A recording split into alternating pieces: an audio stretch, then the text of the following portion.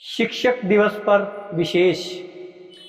गुरु गोविंद दोऊ खड़े काके लागू पाए, बलिहारी गुरु आपने गोविंद दियो बताए।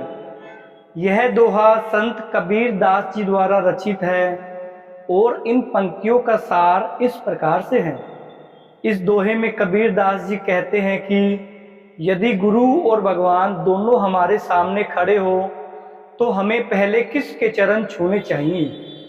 वे कहते कि हमें पहले अपने गुरु के चरण छूने चाहिए, क्योंकि उन्हीं के कारण ही हमें भगवान के दर्शन हुए हैं। इसका सार यह है कि गुरु का स्थान भगवान से भी ऊंचा है, क्योंकि गुरु ही वह मार्ग दिखाता है जो भगवान तक पहुंचाता है। गुरु के बिना ईश्वर को पहचान पाना संभव नहीं है। इसलिए कबीर दास जी अपनी गुरु के प्रति अपार श्रद्धा व्यक्त कर रहे हैं।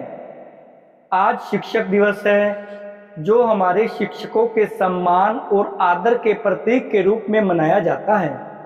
हर साल 5 सितंबर को यह दिन हम भारत के महान शिक्षक और पूर्व राष्ट्रपति डॉक्टर सर्वपल्ली राधाकृष्णन के जन्मदिन के रूप में मनाते हैं।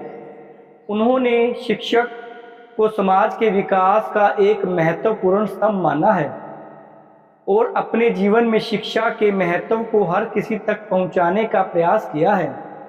हमारे शिक्षक केवल ज्ञान देने वाले ही नहीं, अपितु वे हमारे जीवन को सही दिशा देने वाले पथ प्रदर्शक भी होते हैं। वे हमें केवल किताबों का ज्ञान ही नहीं सिखाते, बल्कि जीवन जीने की सही कला भी सिखाते हैं। उनका धैर्य, परिश्रम और समर्पण हमें हर कदम पर प्रेरित करता है।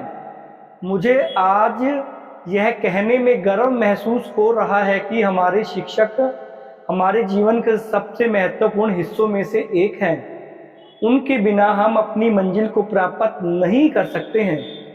वे सपनों को पंख देते हैं और हमें जीवन की हर चुनौती का सामना करने के लिए तैयार करते हैं।